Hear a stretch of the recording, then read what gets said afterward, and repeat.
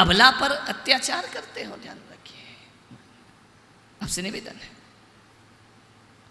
दुख तो तब होता है मुझे कि जब औरत ही औरत की दुश्मन बनती है। आदमी बने तो चलो हम लड़ लें उनसे, औरत ही औरत की दुश्मन। एक सास चाहती है कि मेरी बहू को लड़का होना चाहिए, लड़की नहीं होना चाहिए। बताइए, आदमी आपका दुश्मन बना या आप खुद अपनी दुश्मन बन गई? आप भी एक लड़की हैं, आप भी किसी की लड़की थी, आज सास है, कल बहू आती है तो आप कहते कि एक लड़का होना चाहिए, लड़की नहीं होना चाहिए।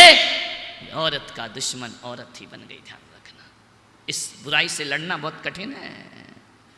महिला ही महिला को नहीं चाहती है। आज जितने झगड़े सास बहू के होते हैं उतने ससुर बहू के नहीं होते हैं, ध्यान रखना। इस सास बहू लड़ते रहते हैं।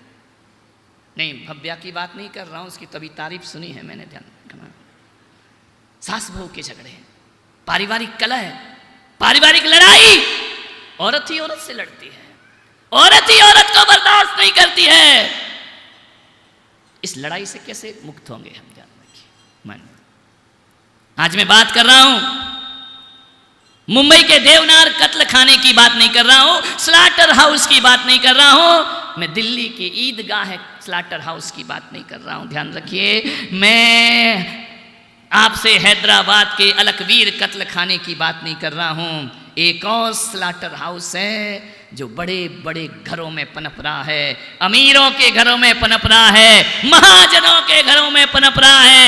एक और चलता फिरता स्लाटर हाउस, वो कोई हाउस जगह जगह है तो वह है गर्भपात एवर्सन का स्लाटर हाउस। ध्यान रखना, जांच की जाती है, सोनोग्राफी होती है, पता किया जाती है। कानूनन अपराध बन चुका है, ध्यान रखिए। कानून इसके लिए सजा देता है, लेकिन चोरी छिपे सब कुछ होता है। जांच की जाती है उसकी, पता चलता है लड़की है तो उसे जन्म लेने से पहले खत्म कर दिया जाता है, ध्यान रखिए। मान्यवर, मेरा आपसे निवेदन है, लोग कहते हैं बेटियां कम हैं इस देश में, कम नहीं है, उनकी हत्याएं ज्यादा होती हैं। 2008 में मेरा चतुर्मास उदयपुर में था, फतेह सागर में। मैंने उस समय सुना कई भ्रूण पड़े हुए हैं, मरे हुए, ध्यान रखना। हवस की शिकार ये लड़कियां, वासना में डूब जाती हैं लड़कियां, थोड़े से सुख के लिए एक गर्भपात कराया जाता है, ध्यान रखें। नाजायज औलाद, अनचाही औलाद, उसको मार दिया जाता है। मान्यवर, मेरा आपसे निवेदन है कि आज पूरे देश में चोरी छिपे ये कुकर्म हो रहा है, ध्यान रखना है। मान्यवर, कुंवारी बेटियां मां बन रही हैं, हॉस्टल में रहती हैं, बाहर पढ़ाई करती हैं, हवस का शिकार हो जाती हैं, ध्यान रखना। और बच्चों की हत्याएं होती रहती हैं। इस पर रोकथाम लगना चाहिए। और ये रोकथाम मैं सरकार से नहीं कहूँगा, ये रोकथाम हर परिवार को लगाना पड़ेगा। अपनी बेटियों पर नज़र रखना पड़ेगा, उनके संस्कारों पर नज़र रखना पड़ेगा, उन पर हमें ध्यान रखना होगा। ये मत सोचो कि हॉस्टल में भेजने के बाद हम फ्री हो गए, हम जिम्मेदारियों से मुक्त हो गए। नहीं मेरे भाई, 80% बच्चे तो पढ़ने कम, मौज मस्ती करने ज़्यादा बाहर जाया करते हैं, घूमने फिरने ज़्यादा बाहर जाते हैं। बोले इसलिए जाते हैं जनरल नॉलेज बढ़ेगा, ये नॉलेज बढ़ेगा तुम्हारा, इस तरह के दृश्य तुम्हारे घर के सामने आकर खड़े होंगे। मान्यवर, आपसे निवेदन करता हूँ, मारा जा रहा है एक गर्भ में आया हुआ बच्चा, क्या बिगाड़ा उसने तुम्हारा? भगवान महावीर कहते हैं ना कि औलाद आ गई है तो उसे जन्म दो, और चाहते हो कि हमें औलाद नहीं चाहिए तो संयम से रहना सीखो, अपने जीवन में मर्यादा में रहना सीखो, संयम में रहना सीखो। और यदि आ गई है उसे जन्म देने का अधिकार जरूर उसे प्रदान करिए। गर्भपात 1, पाप 4। ये मत सोचना कि तुमने एक मादा भ्रूण हत्या कर दी है, एक को मारा है, नहीं। गर्भपात 1, पाप 4 हुआ करते हैं। पहला पाप, तुमने एक अतिथि की हत्या की है। अतिथि जानते हो कौन होता है? हमारे यहाँ अतिथि को क्या बोलते हैं? अतिथि देवो भव। ये सब अतिथि आए हैं, इनका सत्कार हुआ है, स्वागत हुआ है, हम इन्हें देवता तुल्य माना करते हैं, ध्यान रखिए। वह गर्भ में भी हमारा एक अतिथि आया था, तुमने उसका स्वागत तो नहीं किया, उसकी हत्या करके रख दी, उसका जीवन छीन करके रख दिया। पहला पाप अतिथि की हत्या, दूसरा पाप शरणागत की हत्या।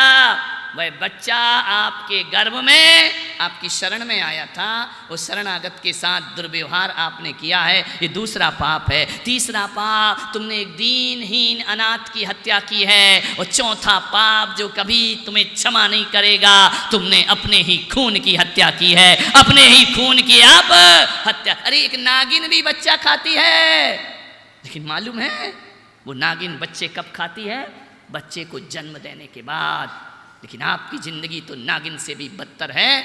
जन्म देने के पहले गर्भ में ही बच्चे खा जाया करती हो, गर्भ में ही बच्चे को मौत के घाट उतार दिया करती हो। नहीं मान्यवर, आपसे निवेदन है, इस सुनियोजित तरीके से हत्या की जाती है। गर्भपात, एबॉर्शन एक सोची समझी साजिश होती है।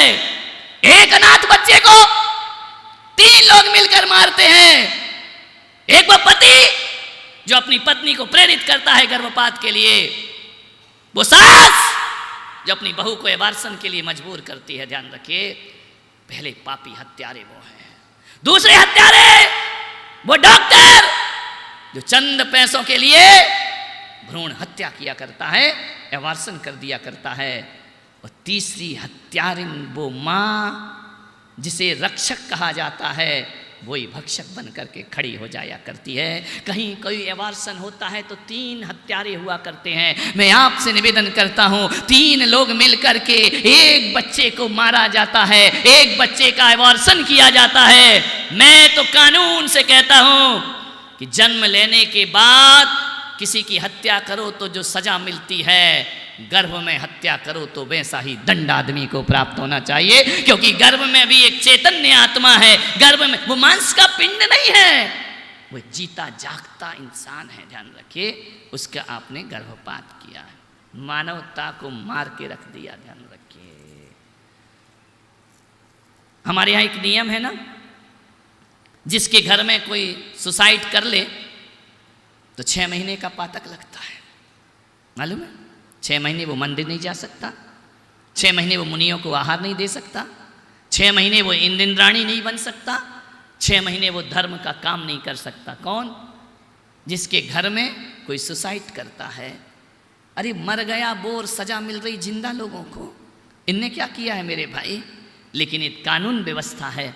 मैं कहता हूँ कि जब कोई आदमी सुसाइड करता है और 6 महीने उसका परिवार मांगलिक कार्यों से वंचित रहता है, तो जिसके यहाँ जानबूझकर गर्भपात करा जाता है उसको आजीवन पातक लगना चाहिए। ध्यान रखना, उसने मर्डर किया है, उसने हत्या की है, ऐसे लोगों को मंदिर जाने का अधिकार नहीं होना चाहिए, ऐसे लोगों को मुनियों को आहार देने का अधिकार नहीं होना चाहिए। मक्खन जैसा हृदय माँ का होता है, वो माँ आज ग्रेनाइट जैसी कठोर हो रही है, अपने बच्चे का गर्भपात करा रही है। अस्पताल जाती है, स्टेशन पर लिटा दिया जाता है, ओटी में भेज दिया जाता है। मालूम है गर्भपात का भयानक दृश्य? कभी देखने का अवसर मिले तो देखना, इतना भयानक दृश्य होता है। उस माँ जो गर्भपात कराने आई है, उसके पेट में कैंची जाती है, चाकू जाते हैं, हथौड़ी जाते हैं, उस बच्चे को टुकड़े टुकड़े करके मारा जाता है, उस बच्चे की हत्या की जाती है। बच्चा ऊपर नीचे गर्भ में होता है, स्थान बहुत छोटा होता है, लेकिन उस छोटे स्थान में उस अबोध बच्चे का कत्ल किया जाता है। अरे वो छोटे छोटे हाथ जो कभी माँ के गाल पर हाथ रखते, वो छोटे छोटे गाल जिस पर कल माँ कभी माँ अपना चूमा प्रदान करती, माँ चूमती उन गालों को, वो छोटे छोटे घुंघराले केस जो तरस रहे थे कि जन्म लूंगा तो माँ इन पर हाथ फेरेगी। ध्यान रखना, माता ही कुमाता हो गई, माँ ही बच्चे को मार रही है। चाकू जाते हैं धारदार, और अंदर जाकर बच्चे की बोटी बोटी की जाती है। बच्चा चीखता है, बच्चा तड़पता है, बच्चा रोता है, वह माँ कह करके बुलाता है, लेकिन कैसी पत्थर दिल माँ है, भीतर की आवाज उसे सुनाई नहीं दिया करती है। डॉक्टर उसकी हत्या कर रहा है, टुकड़े टुकड़े कर रहा है। बच्चे की आवाज है, वो किसी न्यायालय में आवाज नहीं लगा सकता, वो कहीं गुहार नहीं कर सकता, मजबूर है माँ के पेट के अंदर। लेकिन एक निर्दयी माँ उसे टुकड़े टुकड़े करा रही है। बोटी बोटी नोचा जाता है, तोड़ तोड़ कर उसके अंगों को, उसके सिर को फोड़ करके माँ की गोद में आया था जीवन पाने। माँ पालनहार ही मारणहार हो गए। देखते देखते उस बच्चे को जो कभी किलकारियां लेता मौन हो जाता है। पेट में ही मौत देकर एक नली के माध्यम से बच्चा टुकड़े टुकड़े में बाहर आ जाया करता है। बोलिए, इतनी हत्यारिन माँ, मान्यवर, सोचना है किसकी हत्या कर दी हमने? अपनी ही औलाद की। फिर मंदिर में कहते हो सुखी रहें सब जीव जगत के, कोई कभी ना घबरावे। मंदिरों में जाके बड़ी बड़ी बातें करते हो, नहीं सताऊं किसी जीव को, झूठ कभी नहीं कहा करूं। ये भी झूठ बोल रही है, ध्यान रखना। गर्भपात करा के नहीं सताऊं किसी जीव को, चींटी की रक्षा करते हो और अपनी औलाद को पेट में मार दिया करते हो। ध्यान रखना, ये कैसी जिंदगी है तुम्हारी, ये कैसा धर्म है तुम्हारा, ये कैसी आस्था है तुम्हारी। अपनी औलाद के हत्यारे हो जाते हो चंद रुपयों के लिए। वो निकम्मा डॉक्टर मानवता की हत्या कर देता है। ध्यान रखिए, सख्त कानून और होना चाहिए इसके लिए। मैं तो कहता हूं समाज को अब शक्ति पेश करना पड़ेगी। जिस घर में एबार्शन होता है उसे सामाजिक मान्यता नहीं दी जाना चाहिए। हत्यारों को, हिंसकों को किसे कहते हो, जियो और जीने दो। नहीं, नेचुरल हो जाए उसमें आप और हम कुछ नहीं कर सकते हैं। प्राकृतिक रूप से हो जाए कोई कुछ नहीं कर सकता है। लेकिन जानबूझकर कराना, किसी बच्चे को मारना, किसी के प्राण लेना, ये मानवता नहीं हो सकती है। मालूम है, मैं जानता हूं एक ऐसी बेटी को, एक लड़की अमेरिका में लाखों डॉलर कमाने वाली, मां बाप ने उसे पढ़ाया लिखाया बड़ा किया,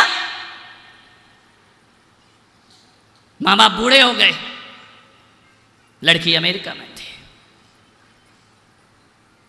लड़की को पता चला कि पिताजी की तबीयत सही नहीं है। उसे फोन जाता है कि बेटी पापा की तबीयत बहुत खराब है। बेटी सब काम छोड़कर अमेरिका से भारत आती है।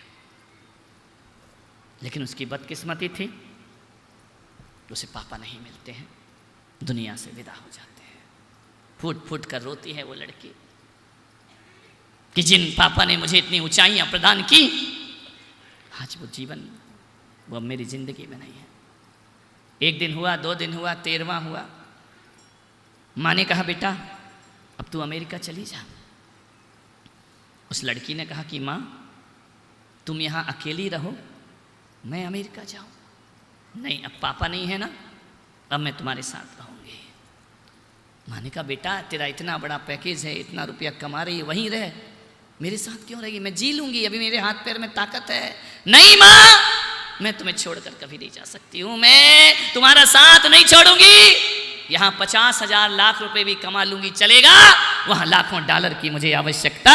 देखो जिस बेटियों को 2ym दर्जा देते हो, वो बेटी क्या ख्याल रखती है अपने माँ बाप के प्रति, कैसे विचार रखती है अपने माता पिता के प्रति। उसने कहा मैं नहीं जाऊंगी। माँ ने कहा ठीक है, कोई बात नहीं, इसकी इच्छा नहीं है, नहीं जाएगी।